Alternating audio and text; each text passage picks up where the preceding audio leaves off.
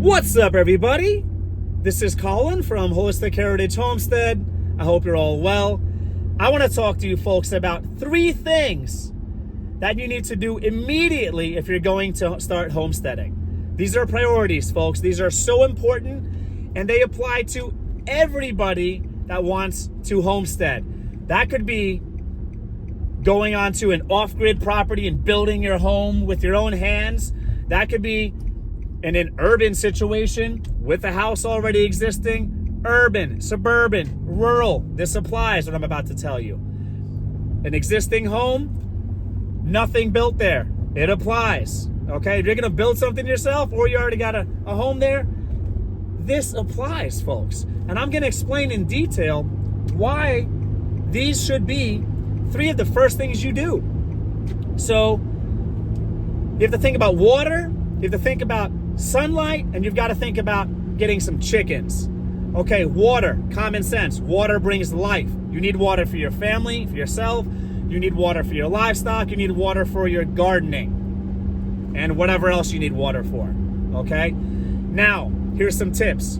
If you're living in an urban situation, suburban situation, or you live in a rural area, but you're on city water, you have municipal water, assume it's garbage. Do your research regarding fluoride. Do your research regarding all the horrible poisons and toxins and things that are in water, okay? The heavy metals, it's horrible. If you live in those type of situations and you're in that situation, you want to set up rain catchment because rainwater is ideal, or you want to get a whole house filtration system or something where you're going to use at least one area where you've got like reverse osmosis system where you can make sure your water is good to use. Certain things you're going to do, like fermenting grain or fermenting feed for your chickens, for example. You want water that does not have chlorine in it. So if you have water that has chlorine in it, you want to like fill up a bucket or something and let that stay out for 24 hours. Make sure that chlorine kind of goes away. So that can dissipate or go away, or whatever word or words apply over time. Rainwater is ideal. Rainwater makes you more self-sufficient. Rainwater is the cleanest. Rainwater also actually has minerals in it, believe it or not. And it has nitrogen. Rainwater is actually ideal. For drinking water, I recommend getting a good filter, like a Berkey filter or something. That's great to have in general for prepping purposes, and also just water is important, folks, okay? You want to have water, obviously, on site where you're going to be living. You want to have water as close as possible to wherever you're raising your livestock. I'm telling you, folks, don't put yourselves in a position to, after the fact, regret not having water close to where your livestock are. You're going to be out there daily or almost daily using that water. You want to have it close to your livestock, and you want it close to your gardens. Good quality hoses. There's a tip for you. Invest in good quality hoses. Consider that like equipment or something. It's worth the investment. Something we're looking to do soon is get good quality hoses. Money's not there right now. Prioritizing as we go. Upgrading as we go. Water, water, water. Make sure you've got a good source of water. If you don't have the rain catchment, or even if you do rain catchment or if you're able to, get a well. If you already have a well there, make sure your well is checked out, make sure it's functioning properly, make sure everything's clean and good to go. Very important.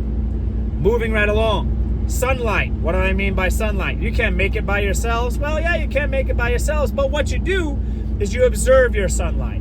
What I mean your sunlight, I mean the sunlight on your property, how the sun moves across your property, okay? You want to know where the sun is, because if you're building a home, you want it to be south-facing. Rises in the east, sets in the west. That's what happens with the sun. You want it south-facing so you get as maximum sun exposure, which is very important for during the colder months, because you're going to want that radiation from the sun, that sunlight heating up your home. Also, having that sunlight in your home, that's going to cut down hopefully if you're being smart, cut down your electrical costs, because you're hopefully just able to keep windows open and uncovered and have the sunlight come in. Sounds like common sense? Who knows? Some people might build a home and not really think about that, or build a little cabin or something, which is a home, could be a home, is a home if you're living in it maybe steadily.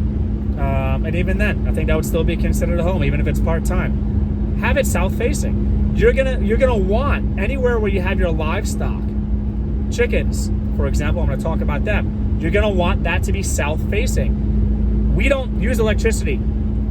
We have our own reasons why we don't use electricity when it comes to our chickens. Our chicken coop is set up for it, but we don't use electricity. We don't.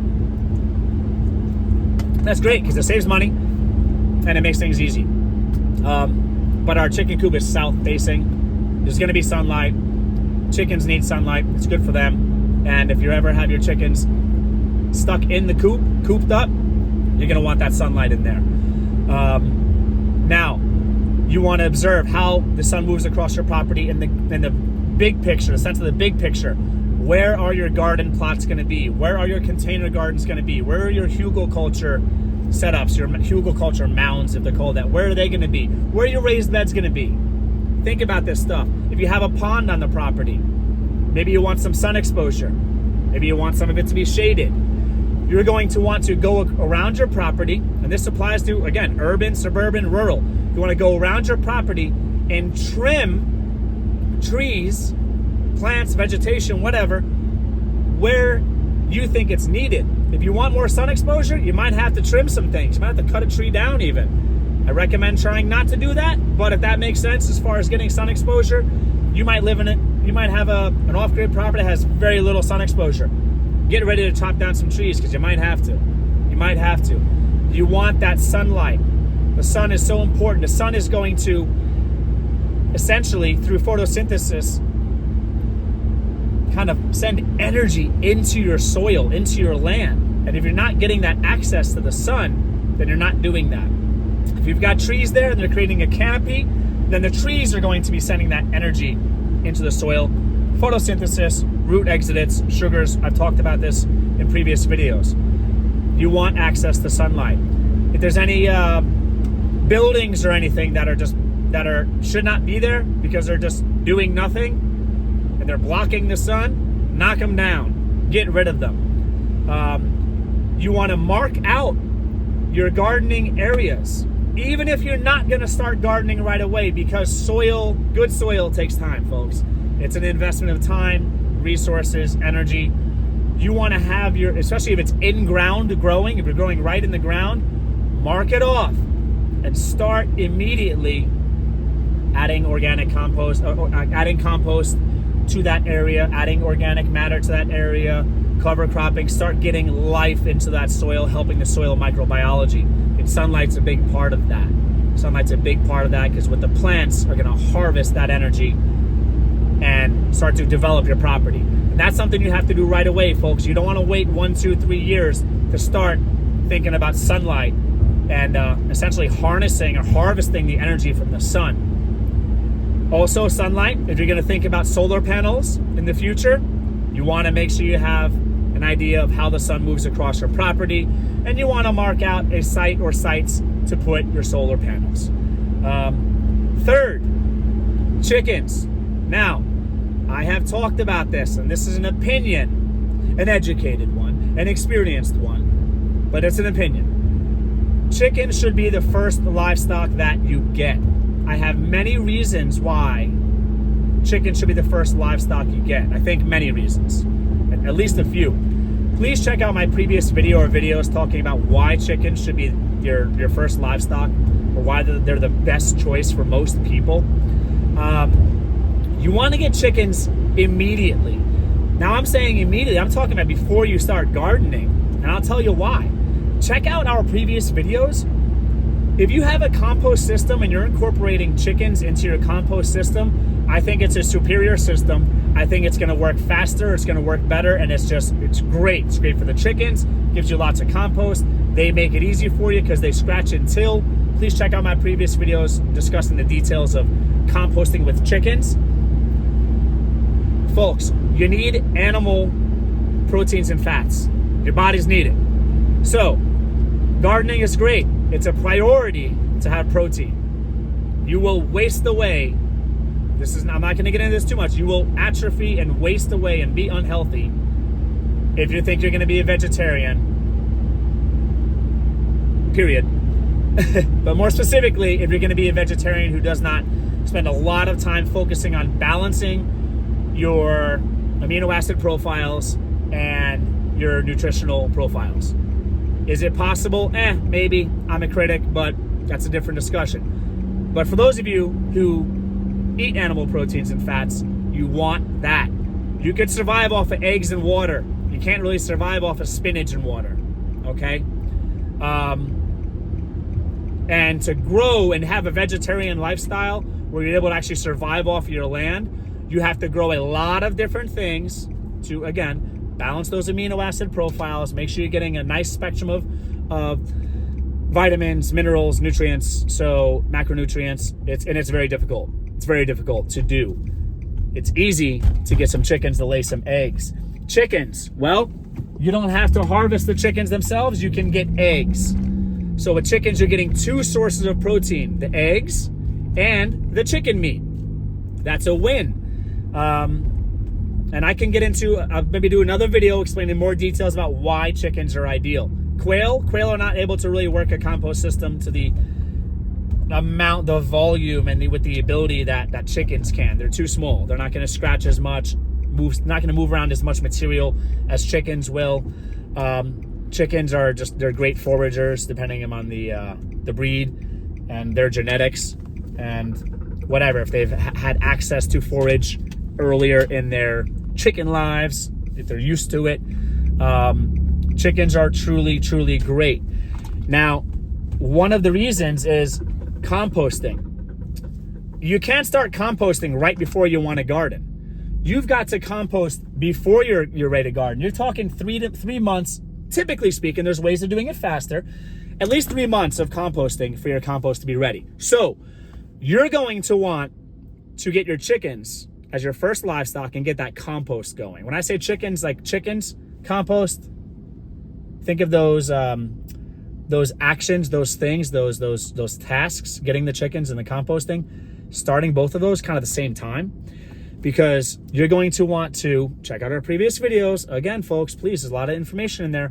You're going to want to get your compost going. So 3 months later, when you got your water, you have your sun where you want on your property, you know where the sun moves, you've got your chickens. Now, your chickens could eat the compost or biota in the compost. You've got chickens working compost. Now you want to start gardening a few months later, a few weeks later, you'll have some compost almost ready or ready. Now you're ready to go. But you've got to get the chickens first, okay? It makes sense as far as nutrition, makes sense as far as health, it makes sense as far as priority. Chickens before gardening. Does that mean you can't garden at the same time? No, I'm just talking about priorities and what you should do immediately to hit the ground running, to make you more self-sufficient, which is a big goal of most or many or most homesteaders, to be more self-sufficient. You want to get those chickens. Rabbits would be a good maybe second choice. Maybe. Quail may be a good second choice, so you could have them in like a tractor of some sort. Maybe quail. But I would say chickens first, rabbits as a second option.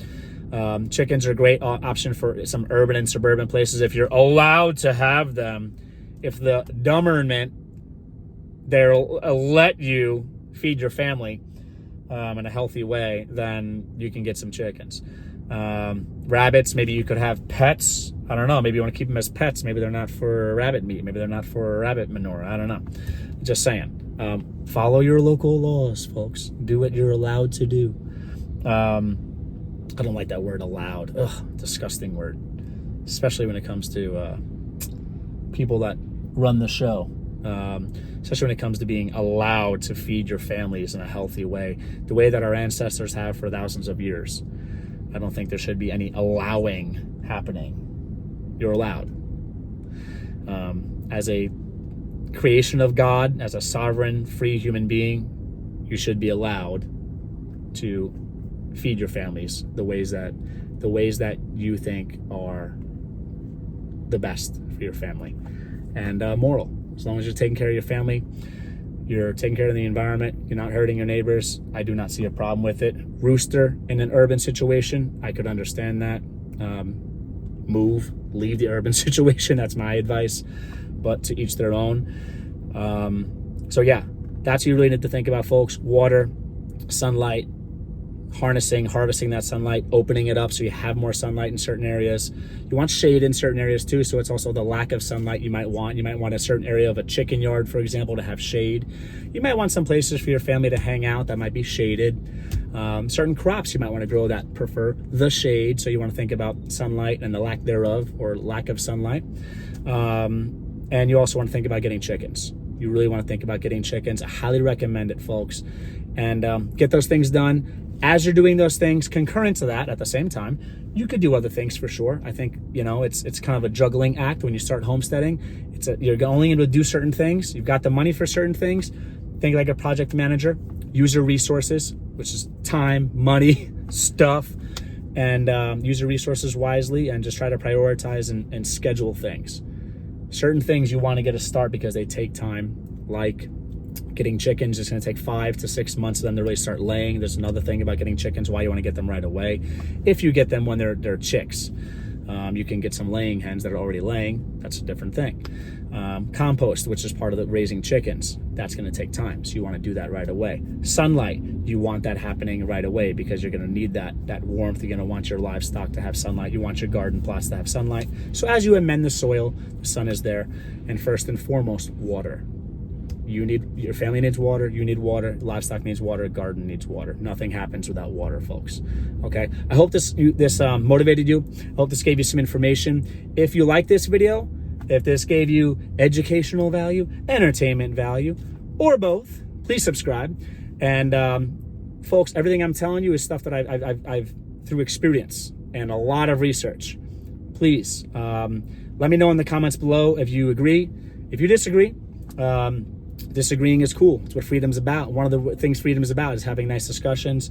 As long as we have a friendly debate, I'm cool with that.